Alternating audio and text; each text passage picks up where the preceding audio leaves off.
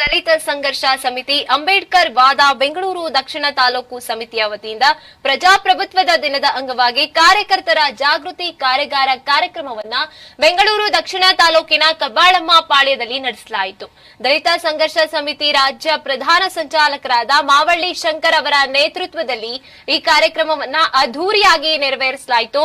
ರಾಜ್ಯ ಸಂಚಾಲಕರು ಕಾರಳಿ ಶ್ರೀನಿವಾಸ್, ಜಿಲ್ಲಾ ಸಂಚಾಲಕರಾದ ಕೋಣನಕುಂಟೆ ಮಂಜುನಾಥ್ ಸೇರಿದಂತೆ ಸಮಿತಿ ಸದಸ್ಯರಾದ ಸತ್ಯರಾಜ್ ಹಾಗೇನೆ ಕಬ್ಬಾಳಮ್ಮ ಪಾಳ್ಯದ ಮುಖ್ಯಸ್ಥರು, ಗ್ರಾಮಸ್ಥರು ಈ ಕಾರ್ಯಕ್ರಮದಲ್ಲಿ ಉಪಸ್ಥಿತರಿದ್ದರು.